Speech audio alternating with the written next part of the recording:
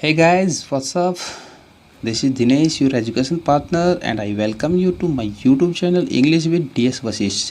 Today we will discuss about a poem, My Mother at 66. और poem को लिखा किसने है? कमला दास ने लिखा है। और ये पोएम 12th क्लास की इंग्लिश रीडिंग बुक फ्लेमिंगो से ली गई है। तो आइए पोएम की रीडिंग स्टार्ट करते हैं। यदि आप मेरे यूट्यूब चैनल के साथ अभी नए जुड़े हैं तो प्लीज़ सबसे पहले आप मेरे यूट्यूब चैनल को सब्सक्राइब कर लीजिएगा और बेल आइकन को दबा दीजिएगा ताकि आपको वीडियो के अपडेट्स मिलते रहें। तो पोएम की रीडिंग स्टार्ट करने से पहले मैं बिफोर यू रीड के ऊपर थोड़ा सा डिस्कस करना चाहूँगा। देखिए बिफोर यू रीड में क्या बता रखा है। Ageing is a natural process. भाई एज जो है, एज होना एक नेचुरल प्रोसेस है। भाई इंसान की एज चेंज होती रहती है टाइम टू टाइम, तो एजिंग एक नेचुरल प्रोसेस है। हैव यू एवर थॉट्स, क्या आपने कभी सोचा है, what our elderly parents expect from us, कि हमारे जो बूढ़े माँ बाप हैं वो हमसे क्या उम्मीद करते हैं। तो आइए पोएम की रीडिंग स्टार्ट करते हैं। इस पोएम के अंदर जो कमला दास है वो अपनी मम्मा के साथ में गाड़ी के अंदर बैठ के कहाँ जा रही हैं? कोचीन एयरपोर्ट जाती हैं। तो उनकी मम्मा उनके बगल में बैठी हुई है और उस टाइम वो अपनी मम्मा की तरफ एक नज़र डाल के देखती हैं और उसके बाद में जो कुछ फील करती हैं वो पूरा का पूरा इस पोएम के अंदर डिस्क्राइब किया है कमला दास ने।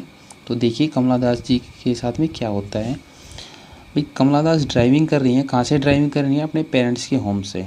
ठीक है, पेरेंट्स होम से ड्राइविंग करते हुए कहाँ की ओर? कोचीन एयरपोर्ट की तरफ। और ये बात कब की है? लास्ट फ्राइडे मॉर्निंग की बात है। भाई driving from my parents home to Cochin last Friday morning.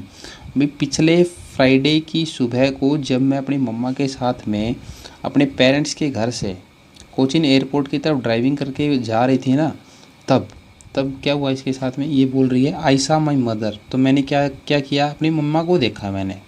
Beside me, beside का मतलब बगल में, मी मीन्स मेरे।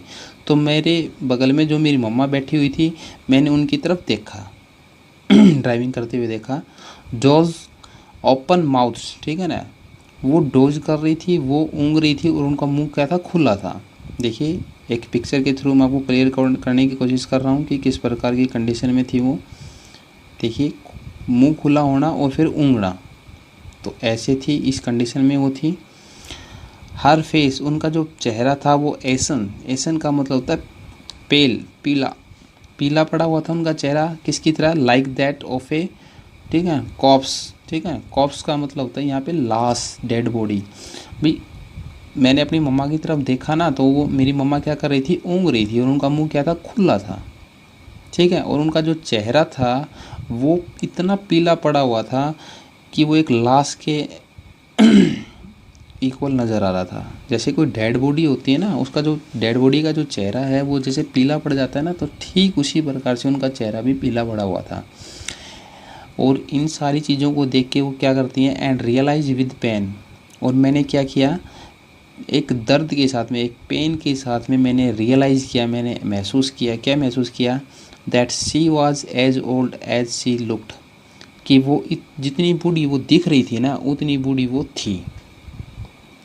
कितनी बूढ़ी थी वो? जैसे पोइम के टाइटल में बताया गया ना 66, जैसे कि वो 66 साल की एज की थी ना, तो वो वास्तव में वो जितनी बूढ़ी वो दिख रही थी ना उतनी बूढ़ी वो हो गई थी वो। But soon put that thought away. लेकिन ये जो विचार जो मेरे माइंड में आ रहा था ना अपनी मम्मा को देख के कि वो बूढ़ी हो गई हैं, उनका चेहरा इतना पीला पड़ा हुआ है, लाश के इक्वल नज़र आ रहा है, भाई वो अब ज़्यादा टाइम तक ज़िंदा नहीं रहेंगी। तो ये जो थॉट जो मेरे माइंड में आ रहा था ना, मैंने शीघ्र ही क्या किया? इस थॉट को पुट अवे कर दिया, मैंने दूर हटा दिया। ठीक है, अपने से दूर कर दिया, मैंने इस थॉट को अपने माइंड से निकाल दिया। एंड लुक्ड आउट, और मैंने गाड़ी से बाहर देखा।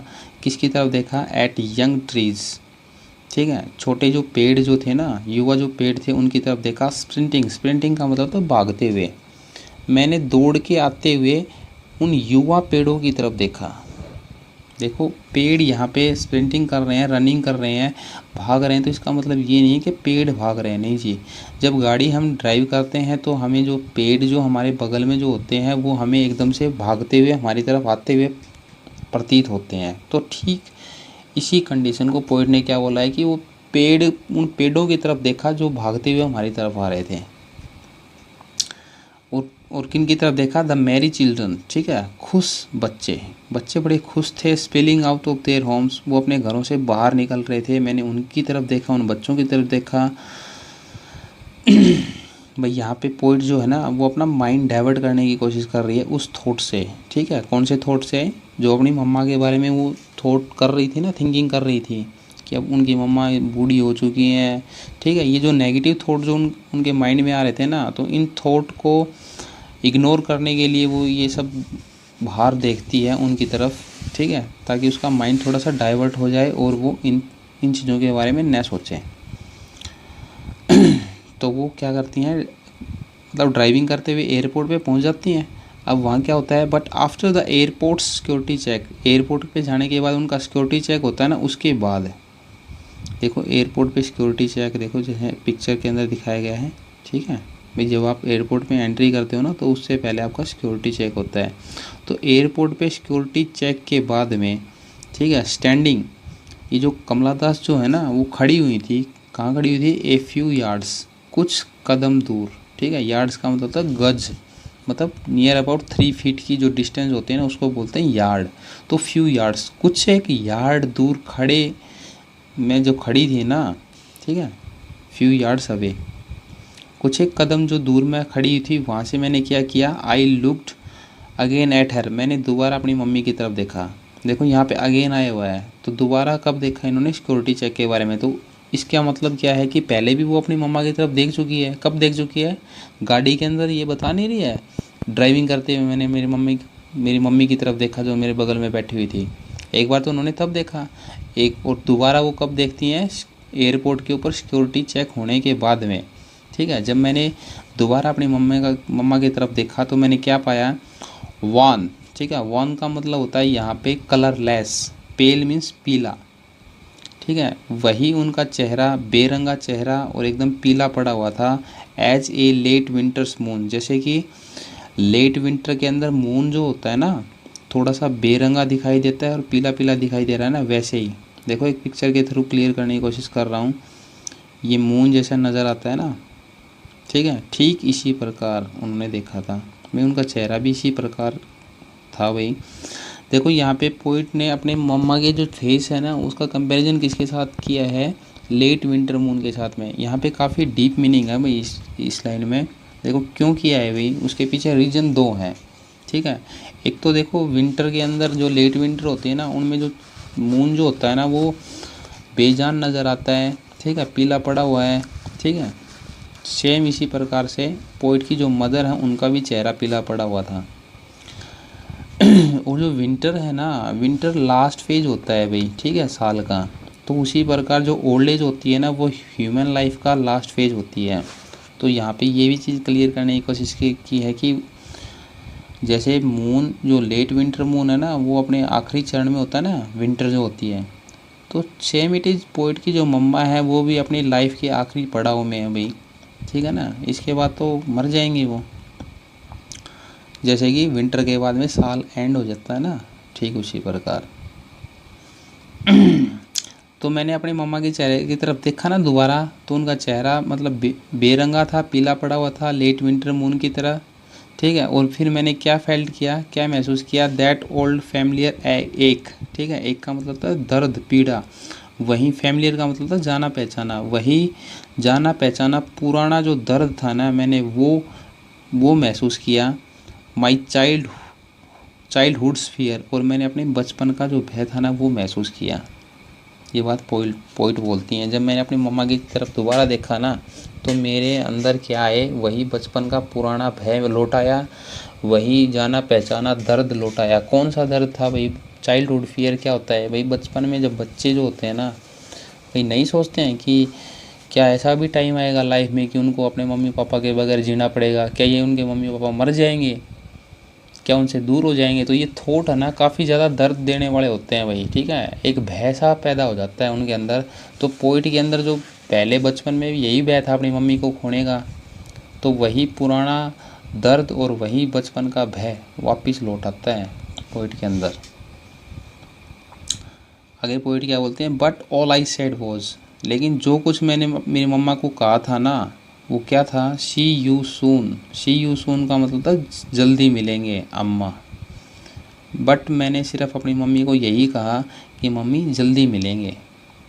एंड आई डिड वॉज, और मैंने जो किया था वो क्या किया था, smile and smile and smile. मैंने सिर्फ अपनी मम्मी की तरफ स्माइल की और स्माइल की, और मैंने कुछ नहीं बोला भाई। यहाँ पे पोइट अपने जो है वो इमोशन है वो छुपा रही है अपनी मम्मा से। ठीक है, स्माइल करके वो ये बताने की कोशिश कर रही हैं कि उन्होंने कुछ ऐसा महसूस नहीं किया है। ठीक है, एक्चुअली में ये जो स्माइल है ये उनके उस दर्द को छिपा रही है, ताकि उनकी मम्मा के ऊपर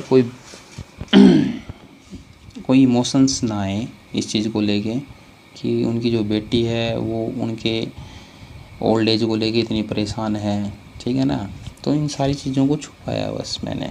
ठीक है, और मैंने अपनी मम्मा को क्या बोला, सी यू सून बोला। एक्चुअली में मेरे को कोई भी विश्वास नहीं था कि मैं अपनी मम्मा से जल्दी मिल पाऊँगी कि नहीं मिल पाऊँगी, क्योंकि वो इतनी बूढ़ी हो चुकी थी। शायद ऐसा हो सकता जब मैं वापस उनके पास लौटूँ तब तक तो वो मर चुकी हूँ। तो काफ़ी डीप पोएम है भाई, काफ़ी अच्छी पोएम है। उम्मीद करूँगा आपको ये पोएम अच्छी लगी होगी, समझ में आ गई होगी। एक बार वर्ड मीनिंग्स इस पोएम के देख लीजिएगा, एक बार इस पोएम की रीडिंग कर लीजिएगा। यदि आपको कोई डाउट्स हैं या फिर आप कोई मेरे को सुझाव देना चाहते हैं तो आप कमेंट सेक्शन में आके मेरे को बता सकते हैं। प्लीज़ मेरे यूट्यूब चैनल को सब्सक्राइब कर लीजिएगा ताकि वीडियो के अपडेट्स आपको मिलते रहें।